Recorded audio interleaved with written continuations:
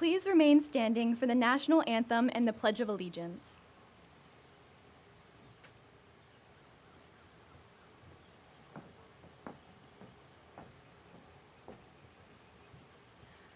Oh, say, can you see by the dawn's early light what so proudly we hailed at the twilight's last gleaming, whose broad stripes and bright stars through the perilous fight o'er the ramparts we watched were so gallantly streaming, and the rocket's red glare, the bombs bursting in air, gave proof through the night that our flag was still there. Oh, say does that star-spangled banner yet wave o'er the land of the free and the home of the brave?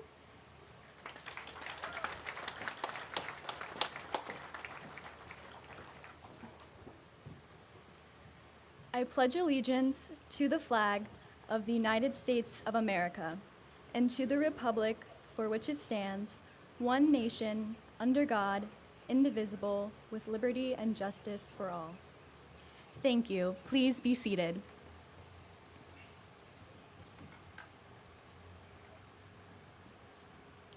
On behalf of the class of 2021, I just wanted to start out by giving a big welcome to everyone who is able to be here this morning. Families, friends, faculty and staff, administration, our board of trustees, and everyone tuning in virtually. We are so glad you are here. Before I talk about my experience at Norfolk Collegiate, I would like to take this opportunity to thank some very important people. First, thank you to my parents for your unconditional love and support throughout the years. My brother, Austin, for those midnight FaceTimes cramming for physics tests. As it turns out, having an engineer brother comes in handy. And to all of my wonderful teachers. You guys make this school feel like home. As some of you may know, I enrolled at Norfolk Collegiate my sophomore year. It was my third time being the new kid at a new school, and let's just say I wasn't completely thrilled. I figured everyone would already have their friends, I wouldn't know how to fit in, or that I would get confused by the extensive bell schedule. I remember on the first day of school, Mrs. Robb told me, if you ever need help, just ask anyone. The thing is, though, help found me first. The first person I met at school was Ellie. At the time, she had a broken hip, but somehow she still had the most positive, energetic, and welcoming attitude despite the crutches. Iris walked me to my first bell of Spanish because somehow I couldn't figure out that the upper school is a square, and I kept getting lost. I still really appreciate that. Nash asked me to sit with her at lunch, which I was very thankful for because Nash, Diego, and I were the only sophomores that had first lunch that year. Emma was my first friend. She actually reached out to me before the school year started because, as it turns out, the student directory is not just useful for water assassins, but also for scoping out the new students. We sat next to each other in chemistry, and I still remember texting my old friends about how cool she was, and still is. Lawson made sure he introduced himself to the new girl, and how could you not instantly befriend the guy decked out in pink pants, cowboy boots, and of course, a matching bow tie. Jasper and I quickly bonded over not knowing how to do calculus, and I could never forget FBEL AP World. It only took a few days of school to realize how special of a place Norfolk Collegiate truly is. As I mentioned, I've been to many different schools before, and I had never experienced an environment quite like it is here. I was so worried about fitting in, but the beauty of Norfolk Collegiate and the people that you're surrounded by here is that you are celebrated for what makes you uniquely you. Even if I had the slightest inkling in joining a club or pursuing a new interest, I was always met with encouragement from my classmates, teachers, and administrators. The support is pervasive. Before the opening night of Anything Goes sophomore year, Coach Hall texted our soccer group chat telling everyone to go watch and cheer me on, which showed that he wasn't just invested in me as an athlete, but as a whole person. This isn't a characteristic unique to Coach Hall. You'll find it in every part of the school. It is who we are.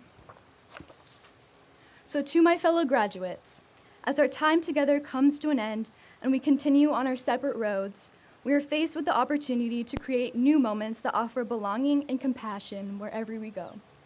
I'm excited for your future roommates, classmates, and professors. Anyone who is lucky enough to cross your path, as I know you will bring the same contagious Norfolk Collegiate spirit that makes this place so hard to say goodbye to. Continue to be yourself, continue to show others the way, continue to celebrate our differences, and continue to bring out the best in people. Thank you.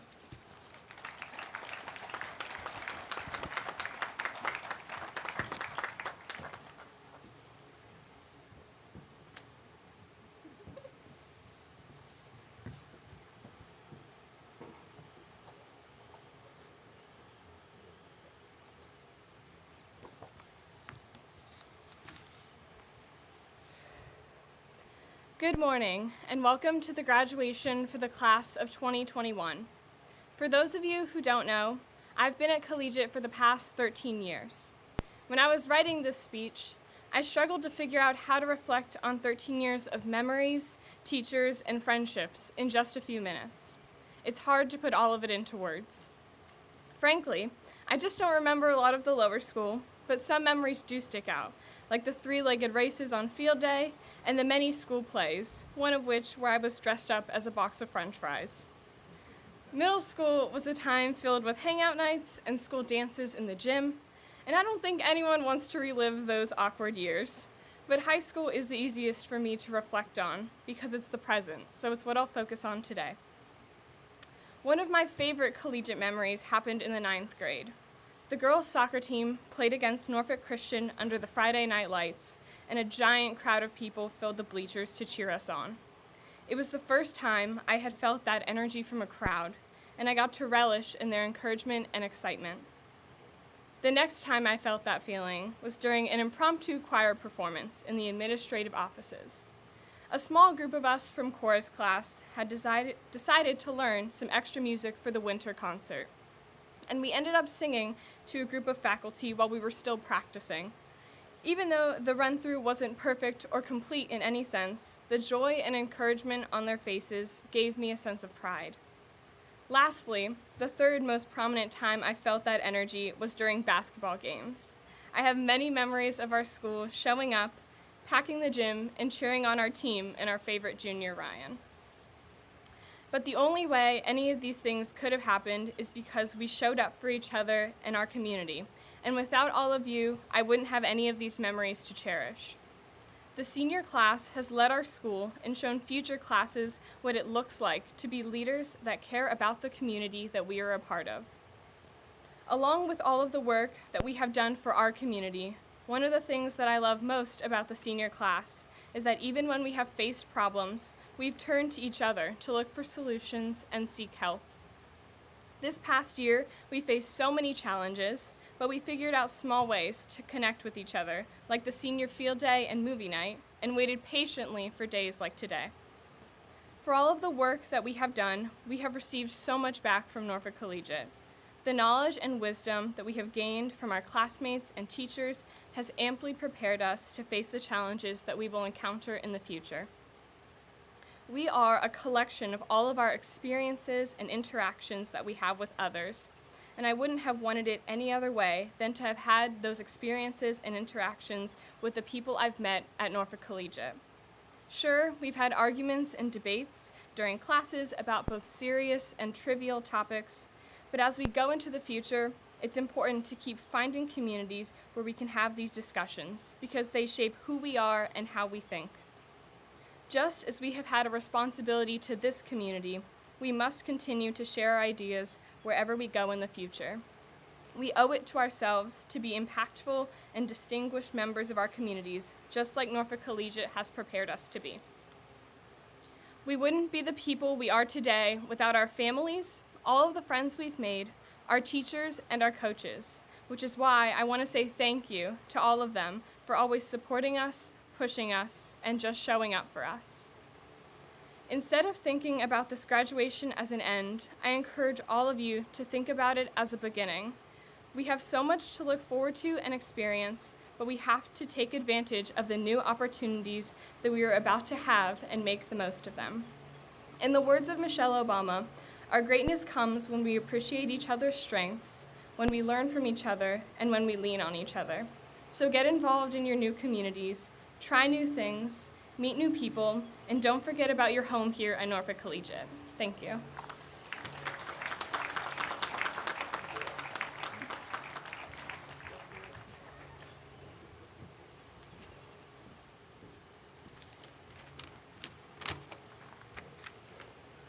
Good morning.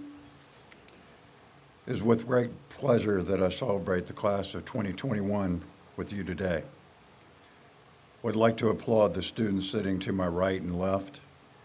In the last 14 months, you have demonstrated resilience, strength, and a commitment to your fellow graduates and served as an example to all of us what it means to be an Oak.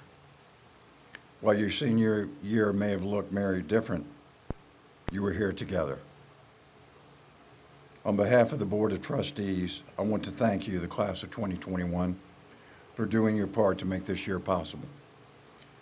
I would also invite you to join me in thanking the faculty and staff who worked tirelessly to adapt to this new environment to provide the quality education and experiences that have prepared you for your future endeavors.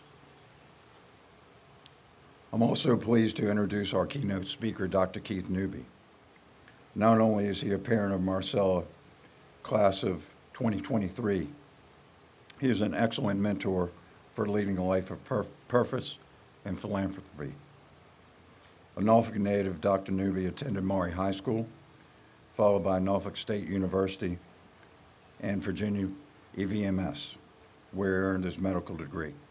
He completed his internship and residency at Emory University in Atlanta, and then served as a fellow in cardiology at Duke University with an emphasis in clinical cardiac electrophysiology.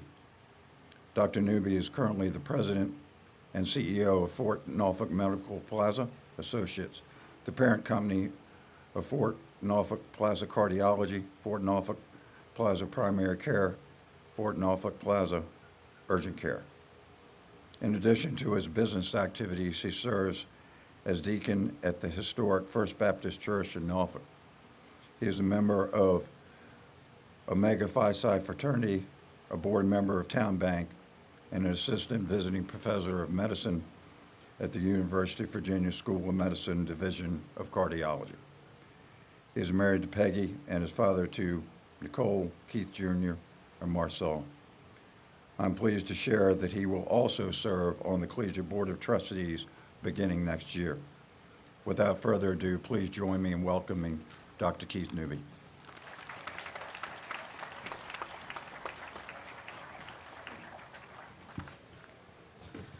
Good morning. I know it's probably a little warm out here, so I'll try to keep my comments limited. I want to start off by saying welcome to the graduating class of 2021 Norfolk Collegiate. It is truly an honor to stand before you and deliver this commencement address. However, first, I think it only fitting to make sure I welcome you not only to your graduation, but to the wonderful world of grown-up responsibilities. Working, paying bills, paying taxes, owning your own car, your own health insurance, all the things your parents have been doing for you all these years. Now it's your turn. So welcome to the club. Love having you aboard. But all jokes aside, I'm here today not only to deliver this address. You notice you didn't see them laughing on that. Anyway, not only to deliver this address, but I want to share several things for you to contemplate as you move forward in your life. Now, you may ask yourself, really, what does this old dude know about my struggles? But let me be clear. Generations may seem different, but they are all essentially the same. The only difference, to be honest, is space and time.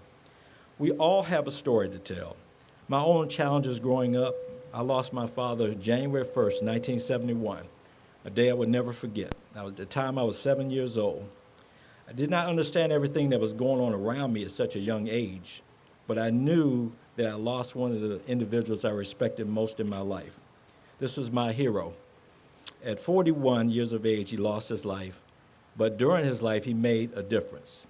He was actually the first African-American specialist in internal medicine in this area, and also the first African-American appointed to the City Planning Commission in Norfolk. He was chief of medicine of the former Norfolk Community Hospital, and he died of a primary cardiac tumor, which is an extremely rare form of cancer. I've now been in medicine for over 30 years, and that is a cancer I have never seen in clinical practice. So, of course, with my father being gone, I challenged my mom. I always thought I was smarter than her. I was very rebellious at that time, likely because of the loss of my father, sneaking out at night sometimes, making up stories that weren't true, grades that were marginal at times, good other times. I cannot tell you how many times I was threatened to be sent to military school. But my mom is 91 years old now, and she always attributes all of her gray hair to me. However, she was always there, supporting me, bringing me on, nurturing me, calling me out when I did something wrong, and at times I had to accept whatever punishment came my way. As I grew up, she told me there were some things she knew about that I had done she never revealed, because she says, you have to learn some things on your own. So trust me, I know how it is growing up during this time of your life. However, despite all my wrongdoing, she remained dedicated and diligent to make sure I had what I needed to be successful in my life. She nurtured me, guided me, whipped my tail at times, always well-deserved. As I grew up, I realized what she was trying to do was teach me how to be an adult, but not just an adult, but a responsible one. She taught me how to deal with obstacles, challenges, both intelligently and maturely. She also taught me how to deal with disappointments as well as successes. Essentially, all the same things your parents have done for you. And I know there are times that you feel like your parents don't know what they're talking about, they're clueless. Trust me, we've all been through that. But again, as I mentioned earlier, generations are always the same. That's why they do know a little something. So you may want to continue to listen to them. Once you grow up and have your own family, your kids will likely put you through the same things. Some call it deja vu, other people call it payback. But it is coming, so be prepared. This background I give you aligns with what I'm about to talk to you now. As a physician and practicing cardiologist, I've worked for the last 30 years of my life using everyday medical terms. So what I'm about to give you is a prescription for life. What I want to share with you to think about are questions and potential answers as follows. Number one, why are we here today? Number two, what are the challenges you faced along the way? Number three, where are you going? Number four, how do you get there? Number five, what do you plan to do when you arrive? Number six, how do you maintain your status once you get there, and will it change? And finally, number seven, how do you plan to assist the next generation who come behind you? So let's get started. So why are we here? We're here to celebrate you, to celebrate the end of one era and the beginning of another. You spent 12 long years to reach where you are, and you should be congratulated. So please give yourselves a well-deserved shout out.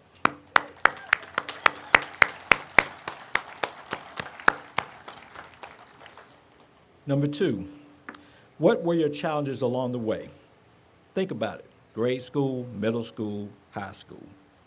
All the changes in your life, the good and the bad. When you think about it, isn't it amazing reflecting back on your life? How you got here, the changes you went through, things you thought were so important years ago now seem so insignificant and minuscule. The mistakes you made, the lessons learned, all the things that shaped your life to becoming the person you currently are. And number three, where are you going? Be it college, workforce, trade school, military, all options are open to you. The one thing I would advise is that you develop a plan. Having a plan is always key. Therefore, my prescription for your future health and well-being is to develop a 1-year, 5-year, and 10-year plan. What that does is keep you focused, goal-oriented, and keeps you striving to be your very best. Number 4, how do you get there? Through hard work, dedication, perseverance. When I was young, as I mentioned earlier, school did not mean that much to me in those early years. My teachers did not necessarily have the best confidence in what I could do or even understood my capabilities. But once focused, there was no stopping me. For some, people are focused at the very beginning of their early years of education and know what they want to become. And for others, that light bulb may go off a little later in life. For me to become a heart specialist, I had to spend 4 years of college, 4 years of medical school, 3 years of internal medicine training, and then 4 years of cardiology training to really choose the career path I chose. Now, to hear that, many people will be chased away from that much time. For me, developing that plan helped me look towards the end zone where I wanted to be in my life, so it didn't seem as daunting when I put it from that perspective. I learned this technique from one of my mentors from medical school who shared his ideology with me for developing a plan which I chose to use as a focal point to achieve my goals. When I think back on that number of years, I'm not sure if I didn't have that plan, would I have been as dedicated and directed for success. But my plan was not necessarily just to go to medical school and become trained in my area of expertise. I wanted the best training program I could find, and I set my path with those specific goals in mind. I sat down with my mentor at that time, Dr. L.D. Brett, who is the chief of surgery at Eastern Virginia, mapped out my career path. I wanted to attend a program with high volume patient exposure with a reputation of being tough on their trainees to start my career. I could have chosen a much easier program to learn medicine, but I didn't think I would gain what I wanted from a program such as that. I wanted to be put under stress, to really deal with sick patients under pressure. People don't get sick 9 to 5. Patients will not time their illness to the number of patients in the emergency room. The ability to think fast, multitask, initiate treatment strategies is what medicine is all about, saving lives. What a better way to learn that than to be trained at an institution where that's paramount. For that reason, I chose Emory University in Atlanta for internal medicine. Halfway through my training program, I knew I wanted to be a heart specialist, and I wanted to attend one of the best programs in cardiology. So I set my sights on Duke University and took the necessary steps to secure a position in that program as well. When I came back to the area, many people told me I was crazy to want to start a solo cardiology practice, given the number of cardiology groups in the area who've been well established for years. Breaking doctors' referral patterns could be extremely difficult. But I analyzed the situation, spoke to other doctors in the area, found out any concerns they had with the current situation, and then focused my attention on good customer service, delivering the best timely care possible, and that was what I needed to help me grow my practice to where it is today. As you will learn about me, you will find I am not one to sit idle. I do not believe that one can have only one career path, but can do whatever they want and desire if they develop a plan. After I started my practice, I had a vision and a dream to develop a medical complex in this area. Many of the medical complexes were old and dated. I wanted something new where technology could flourish. Unfortunately, my attempts to do this occurred at the start of the worst financial crisis we had as a nation back in 2008. But I would not let that stop me from achieving the goal. I set myself in motion and developed the Fort Norfolk Plaza Medical Complex, which sits across from Satara Norfolk General Hospital. This was truly a $65 million labor of love, which people told me I would never be able to build, but I proved them wrong. I never developed anything before, but I read, I learned, I asked questions, and set my sights for success. And it was not, and it is here, not based on people telling me what I could do or was not qualified to do, but based on my dreams, my desires, my aspirations to do something that everyone told me was not achievable. If I let people interfere with my dreams, I am sure I would not be where I am currently today, and I'm sure I would not be here right now speaking to you. Number 5, what do you plan to do when you arrive? Want my advice? Well, if you don't want it, I'm giving it to you anyway. For me, I wanted to strive to be the best, and I hope you do the same. I want to help people, and I wanted to make a difference. Striving to be the best does not always mean you will become the best, but you have a goal, an aspiration, and a dream, and sometimes that's enough. Do not settle, but strive to achieve greatness. Why? Think about how you feel when you reach the goal you've been striving for, or the self-satisfaction you experience by doing something that many others could not do. It is not to be egotistical or vain, but it does provide a sense of accomplishment and self-worth. So strive for greatness. There's nothing wrong with it if you remain humble in achieving your goals. Number 6, how do you maintain your status? And will it change? Of course it will change. Life is ever changing. Maintain your status through hard work, but always plan to grow, to change, to modify, to expound all that you do and all you can be. That is key. That is how you gain wisdom, but at the same time remain humble and be kind, considerate, and respectful. You will be surprised how far those words will take you. Think about how you feel when some of your friends become jerks at times, and versus those who remain kind-hearted and considerate to you no matter what. Human nature dictates when one of those individuals needs something, which one will you be more apt to help? Think about it. Finally, number 7, how do you plan to help the next generation? We all need a helping hand, just as people tried to help you. I do not know your religious background, but if you ever read the New Testament, Jesus was quoted that he did not come to earth to be served, but to serve. Regardless of your beliefs, think about those words and what they mean. Service is something we should all strive for and to provide for our fellow man. How do you feel when someone who is already successful in their life's accomplishments turn around and subsequently help you? How would that make you feel? Do that for someone else. Helping others always carries weight. Look at it from this direction. If someone has a job offer or a school admissions officer has an applicant choice they have to make, and they have a very intelligent, kind-hearted person versus a highly intelligent, qualified jerk, who will they likely choose in that given situation, given all things are equal? When you are striving to help others, people will see the good in you and will more likely label you as that very intelligent, kind-hearted person versus the latter. So in summary, we are here to celebrate you. There are challenges you had along the way, but you made it. Now comes the hard part, moving on, achieving new goals, maturing, not living just for you, but for others. Hopefully one day you will have your own family, the things you learned to shape your life and will impact your future relationships, both at home and at work. So be kind, be smart, achieve your very best. Develop the plan for your life's mission and stick with it. Do not give up because it becomes hard, but use it as a tool to develop stamina and perseverance.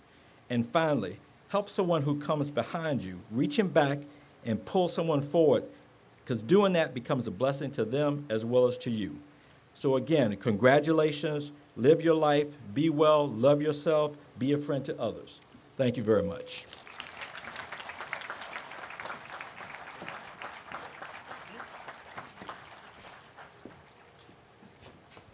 Well, thank you very much, Dr. Newby. I think the message of perseverance is a wonderful message for the class of 2021. And I'd also like to offer my welcome to the world of adulthood and paying taxes and adult responsibility. It is wonderful to be here today, and it's wonderful to see all the faces out there live in person and not on a computer screen. It has been a long time to get to this point, but we are here today, and we have the opportunity to celebrate together and to celebrate the class of 2021. So we will move through our program now, and we will have some awards, and then, of course, we will issue the diplomas at the end. And I'd like to ask Mrs. Claywell to assist with the special awards for today.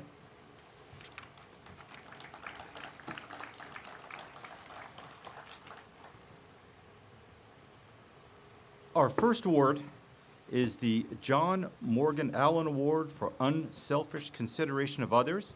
This year, the award is given to Abby McMonagle.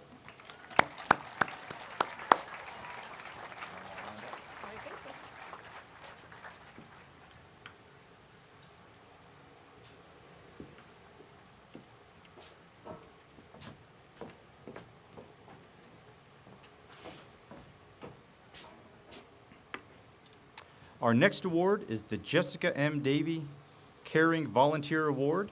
This year's recipient, Morgan Nottingham.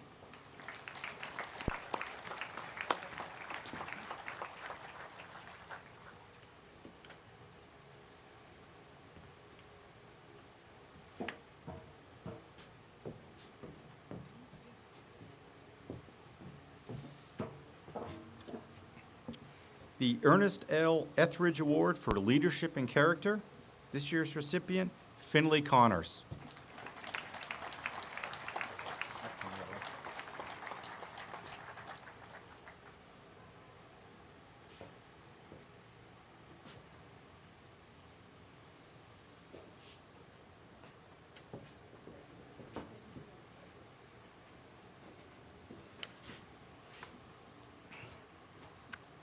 The Brad Face Award for Excellence in Speech and Communication, Gray Lydon.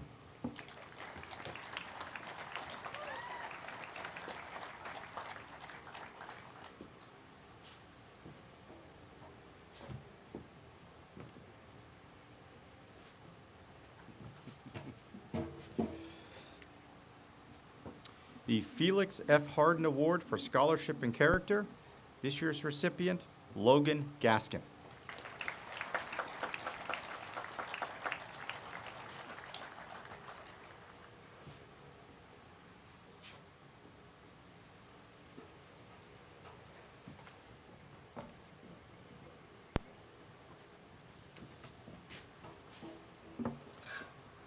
The William B. Huckenpohler Award for Excellence in Statistics, this year's recipient, Lucy Liu.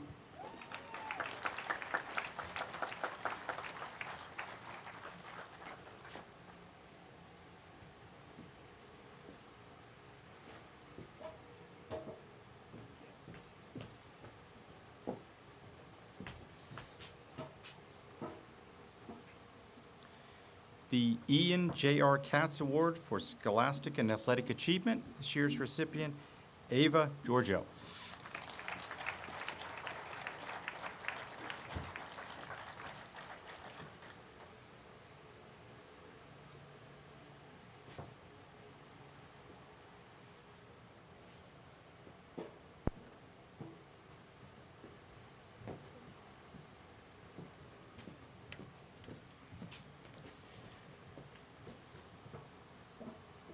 The Cameron Keene Award for Personal Integrity, this year's recipient, Lawson Tolliver.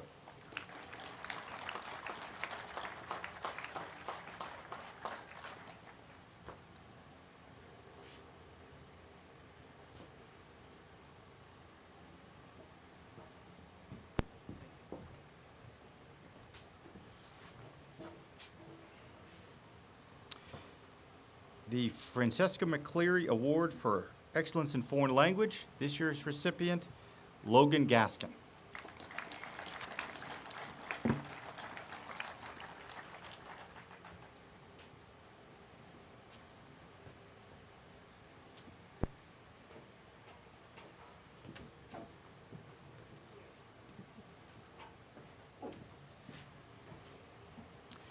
The Susan Mulvey Award for Excellence in Biology, this year's recipient, Kendra Honey.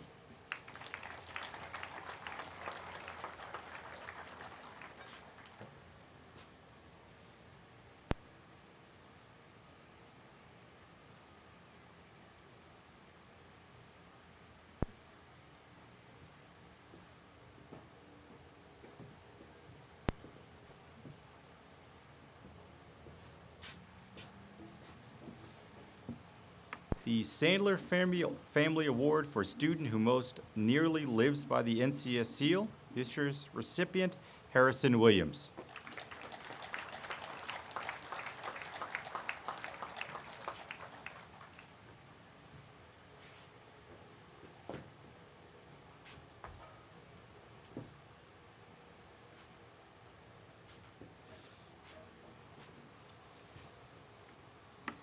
The Betty Slabe Award for Excellence in Art, this year's recipient, Gina Leonzo.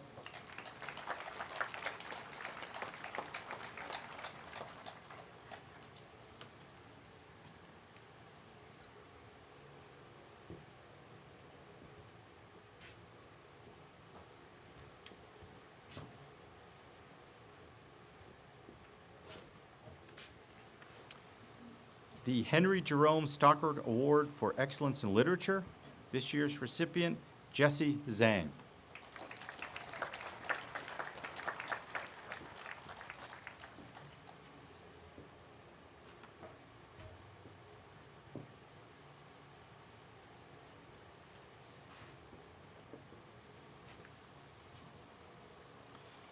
The Larry B. Swearingen Award for Athletics, Christophany Davidson.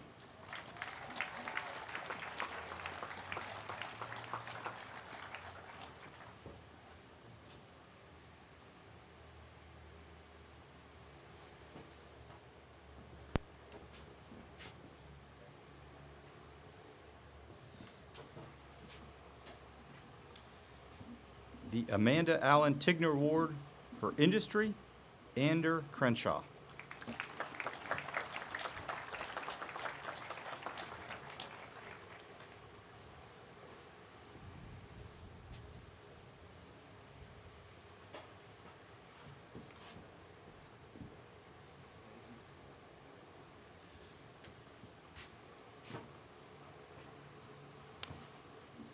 The Helen M. Walker Award for Outstanding Leadership in Student Government is awarded to Ellie Smith.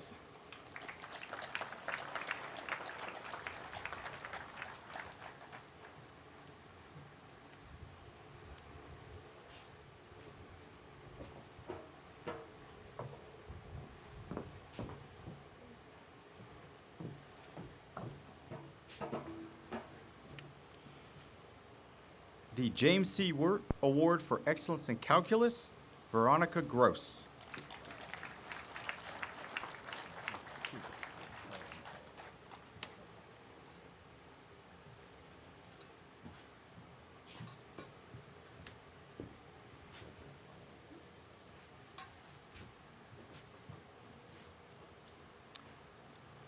Norfolk Collegiate Award for Excellence in English is awarded to Katie Sullivan.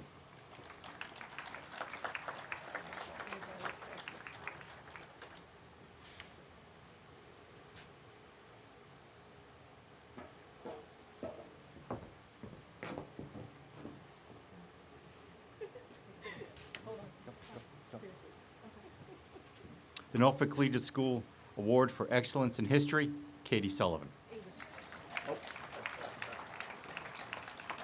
English.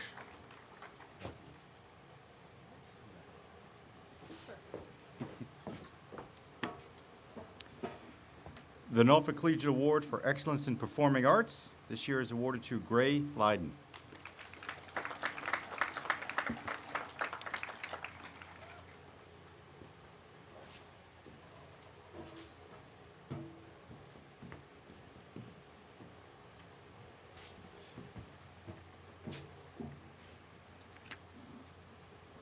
Norfolk Collegiate Award for Excellence in Science. This year's recipient is Veronica Gross.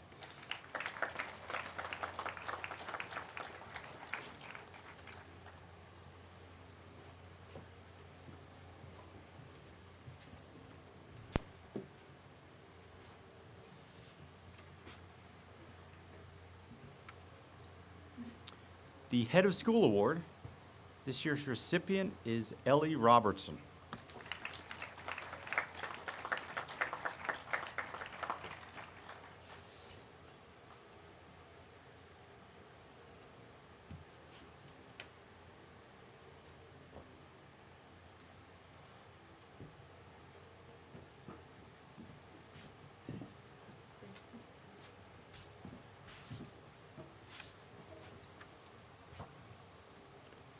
Norfolk Collegiate Salutatorian Award, recipient Kendra Honey.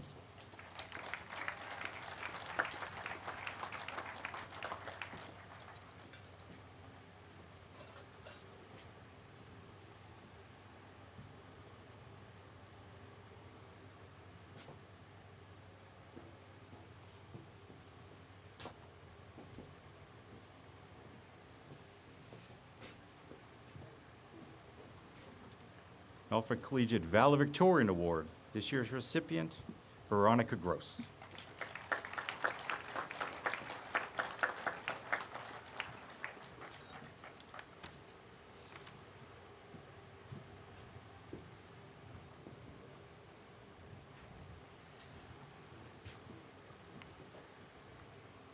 And the Norfolk Collegiate Senior of the Year, Lucy Liu.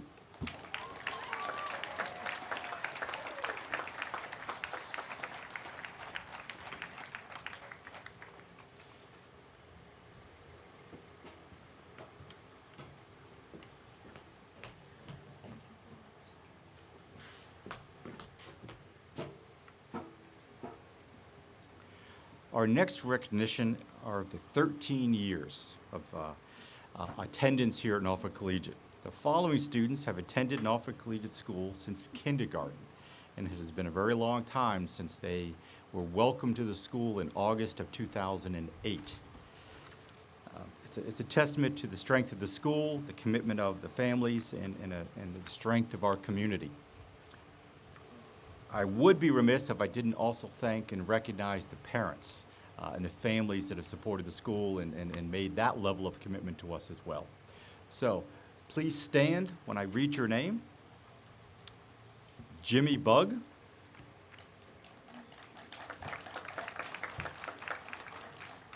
Kaylee Bajarano. Nash Claywell. Ander Crenshaw. Ava Giorgio. Veronica Gross. Caroline James. Gina Leonzo. Ava Link. Jessica McGee.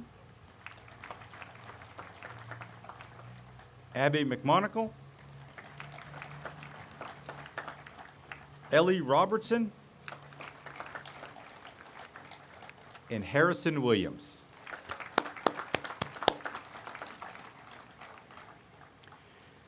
So we will now move to the most important section of the day, which is the awarding of the 2021 diplomas.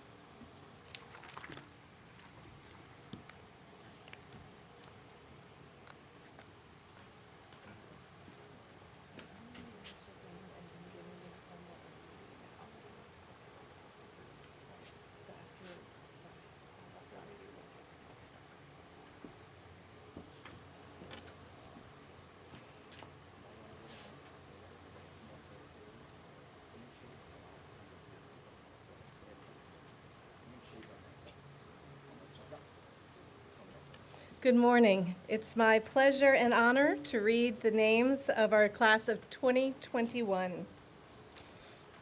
River Orion Derek Banks.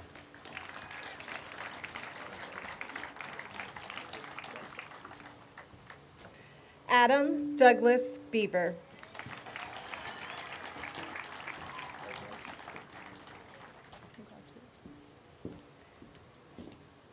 Samuel Peter Beck.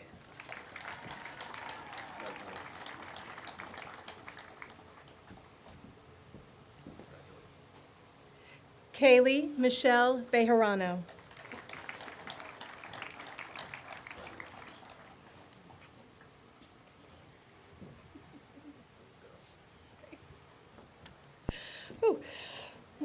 James Lucken Bug IV.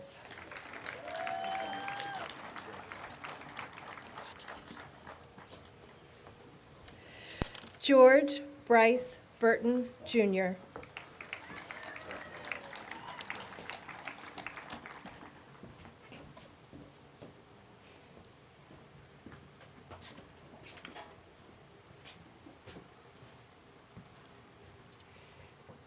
Gabriella Nash Claywell.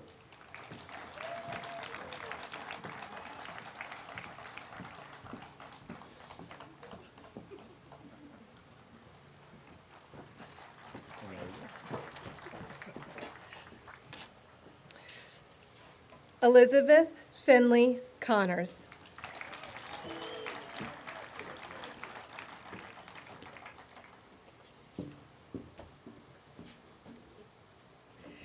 Peter Anderson Crenshaw.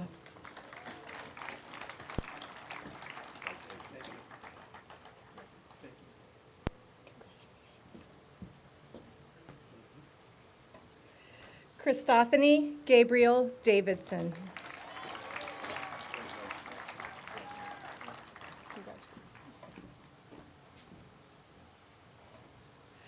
Robert Johnson Finney IV.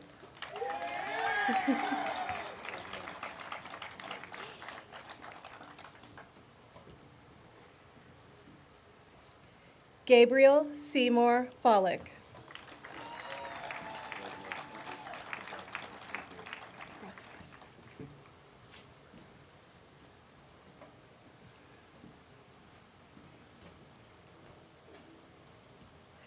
Skylar Ann Foster.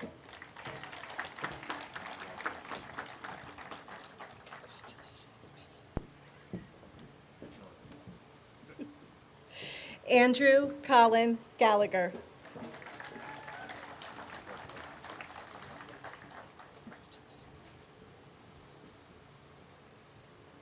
William Jasper Garris IV.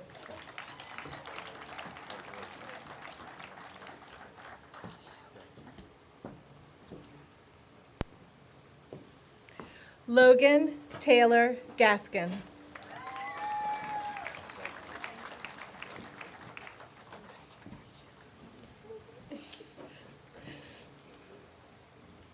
Ava Fernandez Giorgio.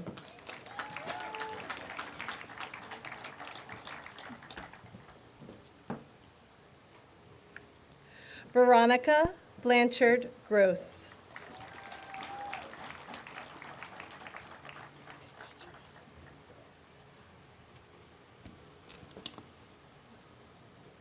Ashton Leslie Hall.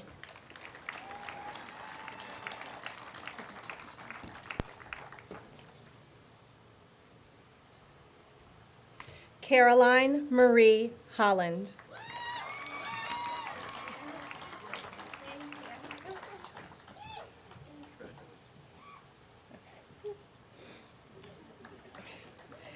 Kendra Lynette Honey.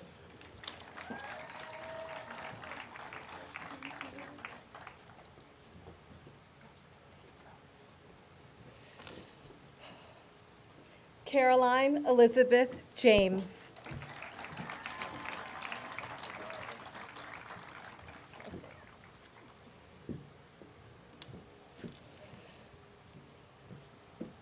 Noah Streeter Jenkins.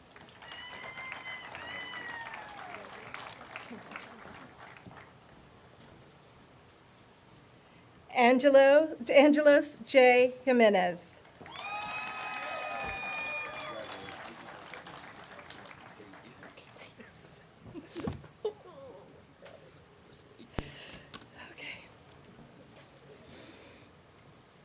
Emma Elizabeth Kalinking.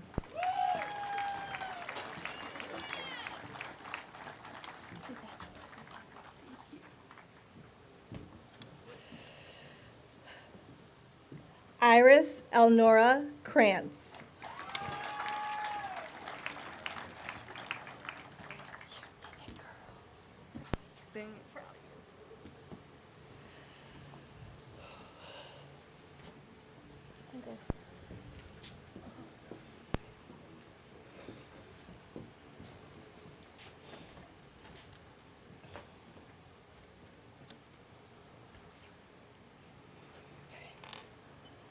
Gina Marie Lienzo.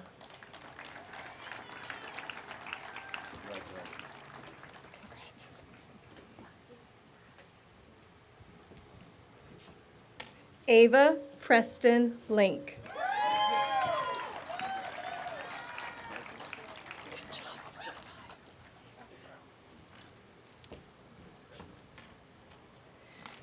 Tianyu Liu.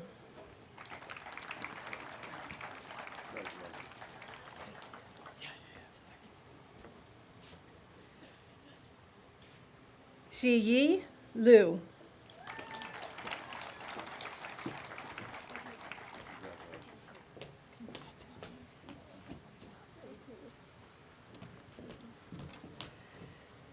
Grace Christine Claire Leiden.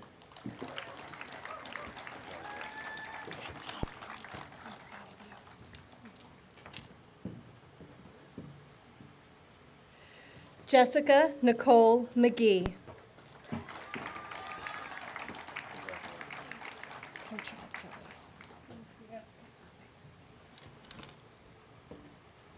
Nicholas McDonough.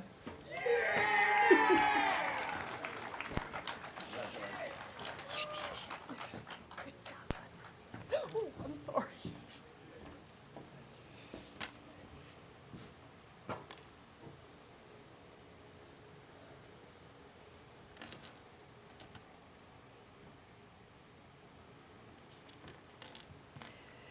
Abigail Johnson McMonigal.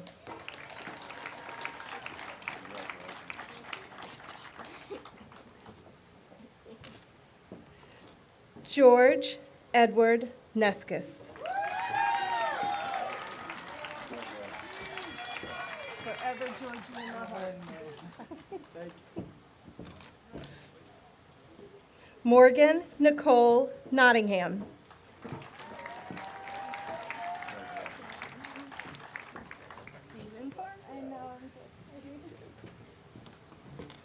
Kylie Hayes O'Brien.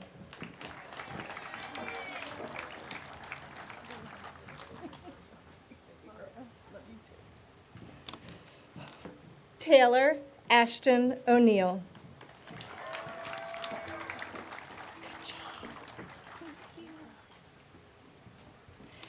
Caden Ethan Obermeyer.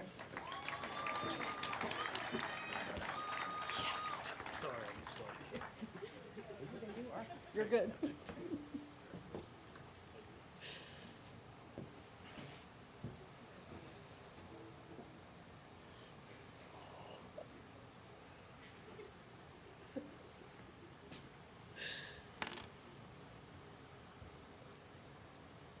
Naya Lucille Rhodes.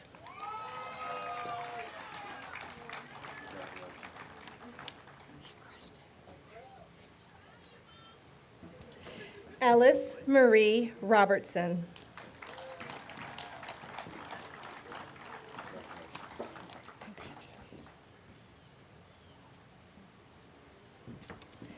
Alexander Joseph Paul Shuk.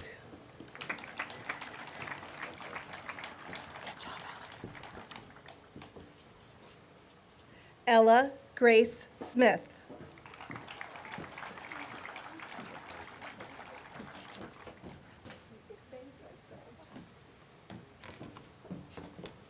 Joshua Stubbs Yates.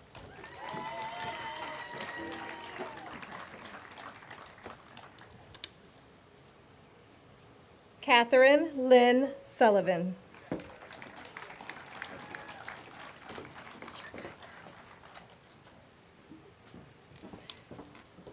Benjamin Max Schwartz.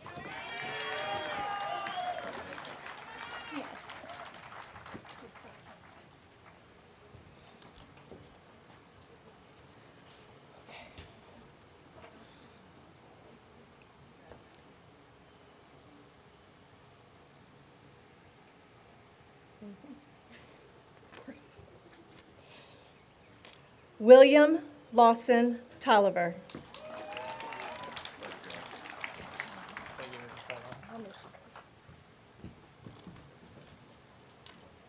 Jacob Alexander Tebay. Quite the series.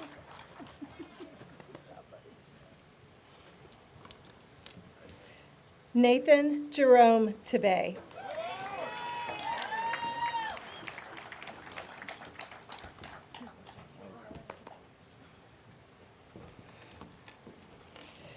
Dave Van Twyver.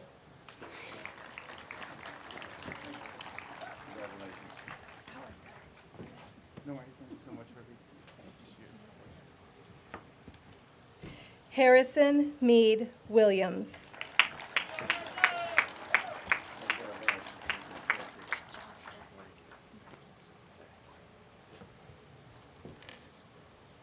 Caroline Hayes Wynn.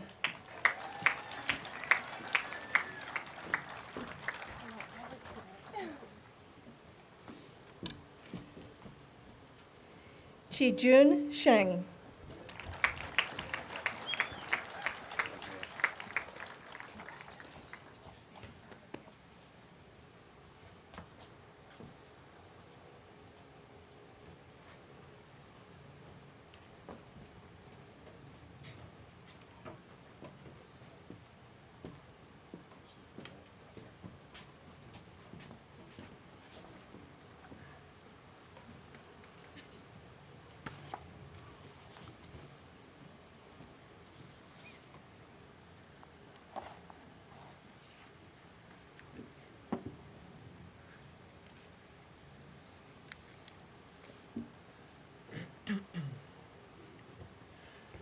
Good morning, everyone. First and foremost, I would like to recognize our senior marshals, Ms. Zabrowski and Mr. Brown.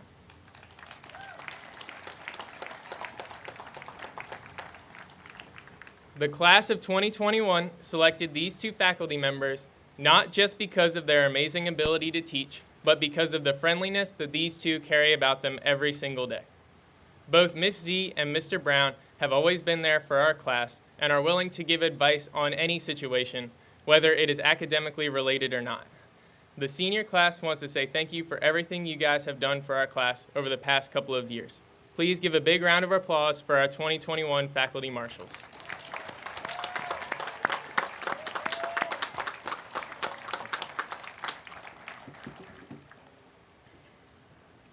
When I started to think about the class of 2021, many words came to mind. Entertaining, enthusiastic, patriotic, well, maybe that's just Harrison. But one phrase stuck with me, and that was work hard, play hard. In the class of 2021, we have some incredibly hard workers. Just about everybody graduating today has participated in athletics, whether it be inside or outside of Norfolk Collegiate, and have excelled in their respective sports.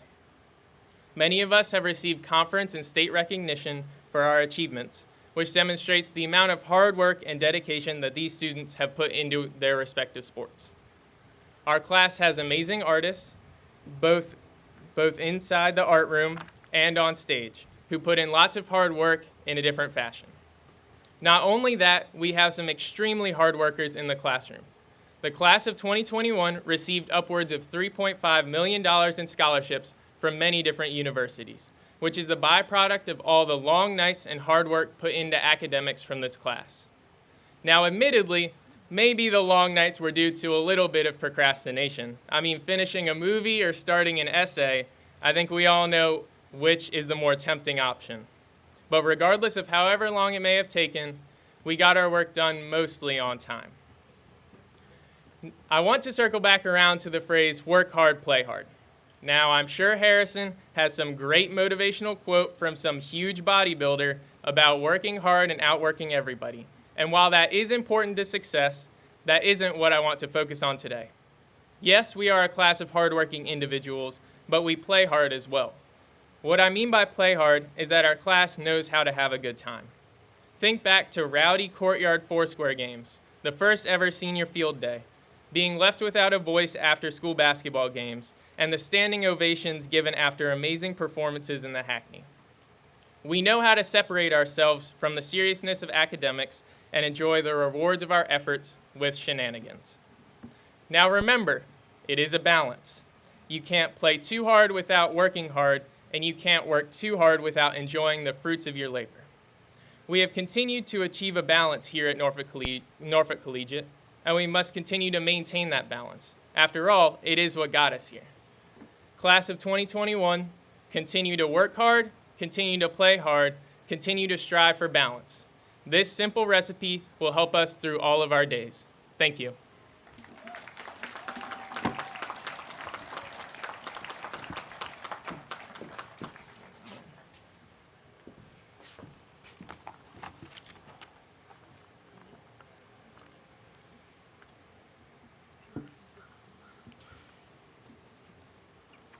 Over the years, I've often said that school life and school's a journey full of twists and turns, but we always end up in the right place.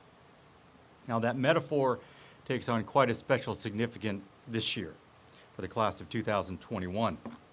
Not only was the year full of twists and turns, it had hairpin corners, steep inclines, blind spots, potholes, bridge lifts, and tunnel closures. Nevertheless, we got to the right place and we got here on time. The class of 2021 has persevered through one of the most disruptive times in American history. They did so with courage, friendship, and grace.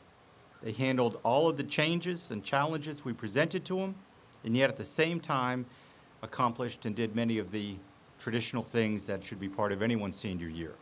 They applied to college, earned 3.5 merit scholarship awards, 3.5 million, participated in athletics, played in conference and state games, engaged in student life, served the community near and far, supported the school through this Jefferson Challenge. They did all of this with the help of the faculty and staff at the school. Now, we all know the importance that teachers play in the lives of students. This year, that role took on a very special significance. The faculty at this school supported, directed, taught the class of 2021 in ways that tested the limits of their endurance and professionalism. But the faculty and staff never wavered, never hesitated, and never turned away. For that, we owe them all an immeasurable debt of gratitude. Thank you all for living the school mission.